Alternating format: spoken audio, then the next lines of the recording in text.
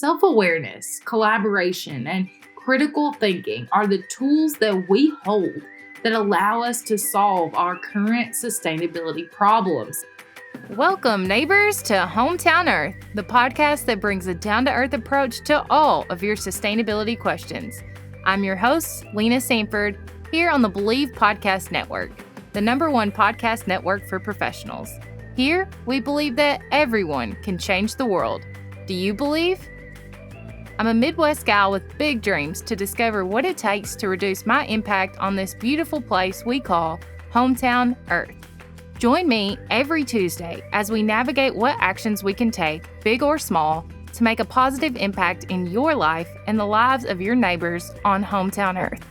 Hello, neighbors. I can't thank you enough for joining me today on another episode of Hometown Earth. As a reminder, if you love the show, be sure to leave a 5-star review on Apple Podcasts so that others can discover and join our community as well. Today, I wanted to talk about a topic that can help you in every aspect of your life: critical thinking. You've heard guests on the show and me talking about critical thinking and why it is essential for the work that we are doing to grow as a sustainable movement.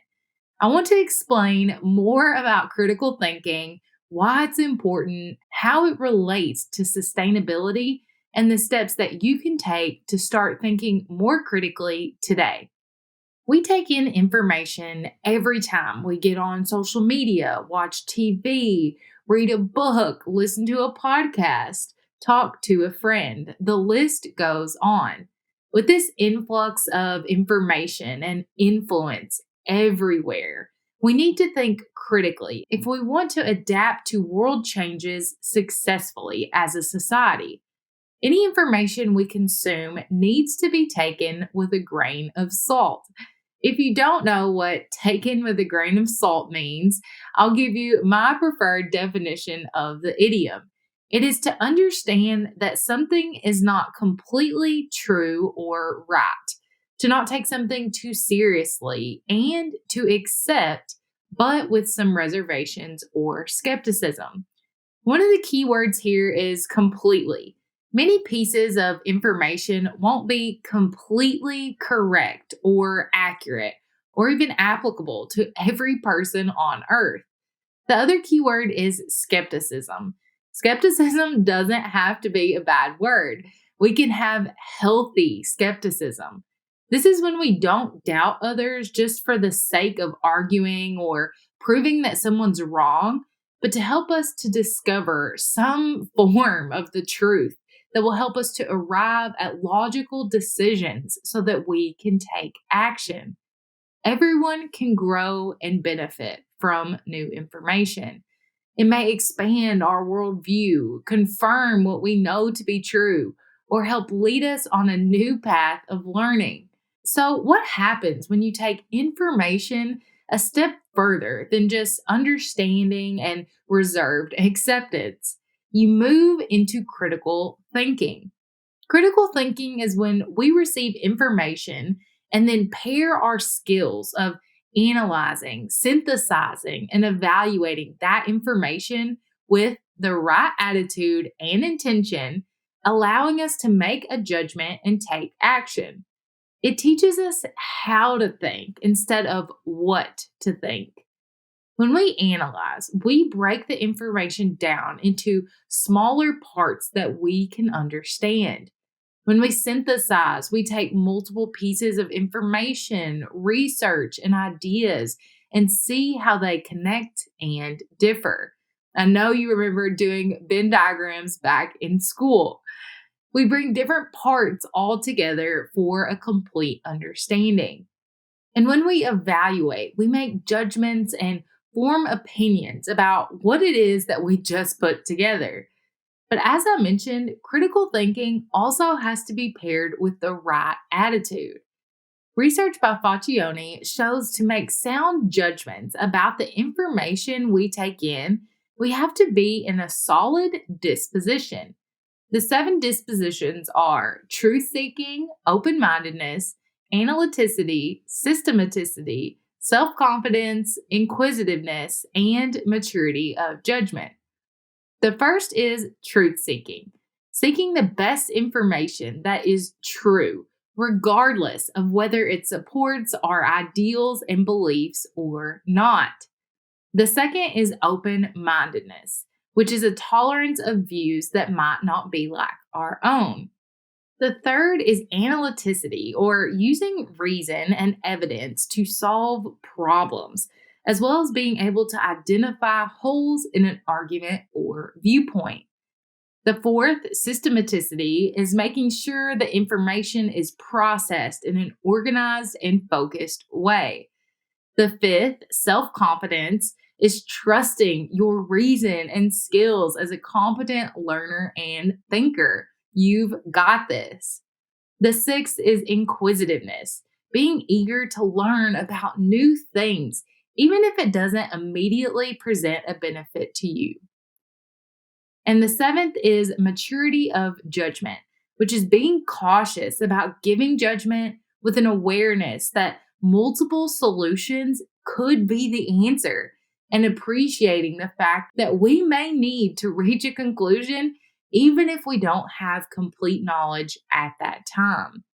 So essentially, to think critically, you need to be able to take in information bit by bit until you get a more holistic picture of what is true, while being open to ideas that may be different than your own and recognizing your own beliefs and biases.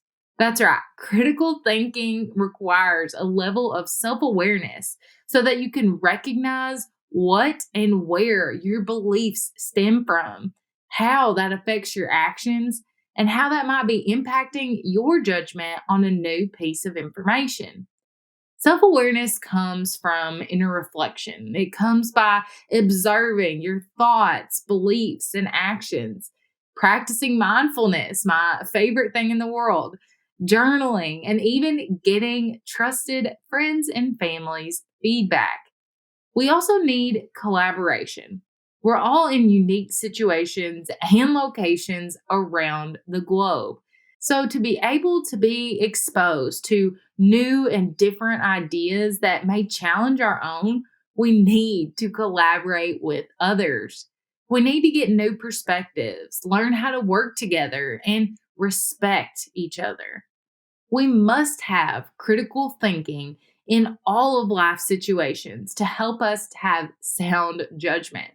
But why is critical thinking necessary for sustainability? Well, we require critical thinking to reach true sustainability socially, environmentally, and economically.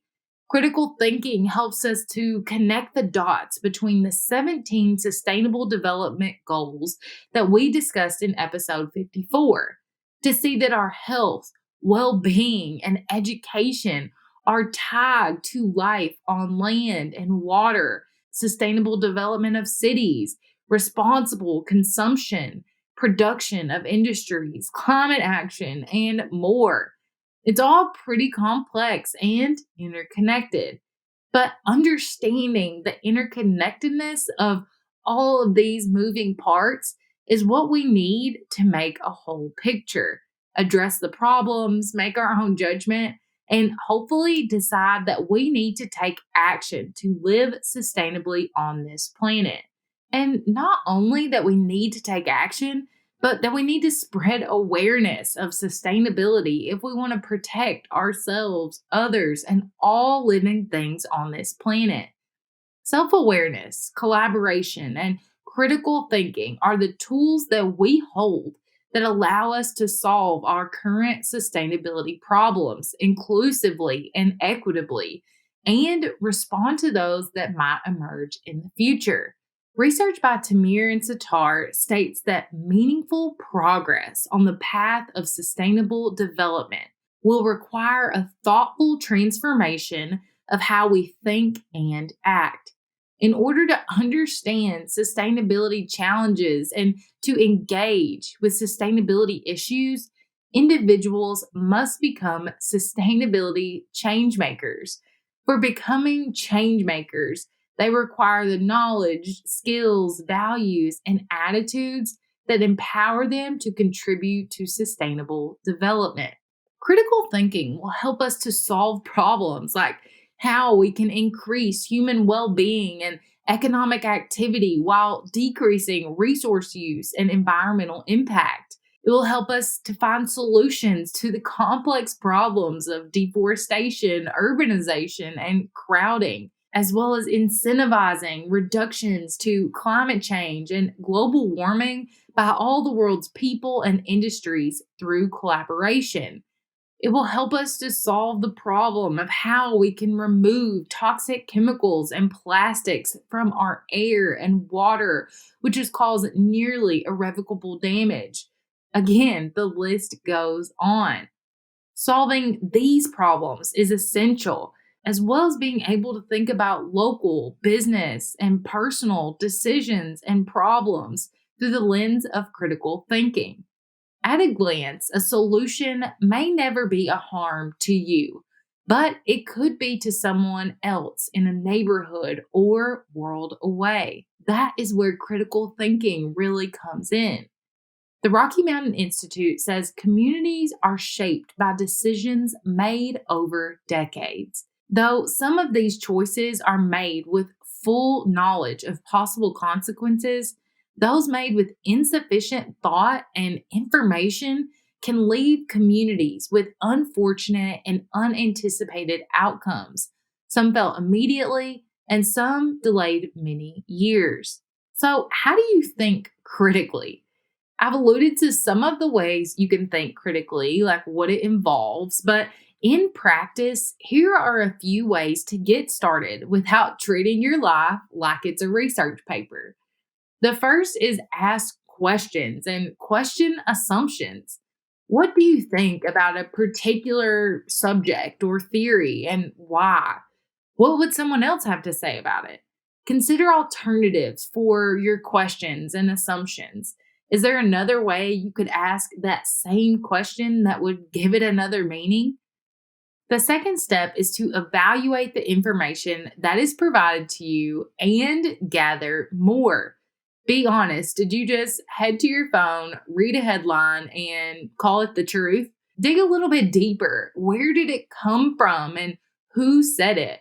What other opinions, perspectives, or arguments are out there for this piece of information? And the third step is to seek out diversity and collaboration through the thought process.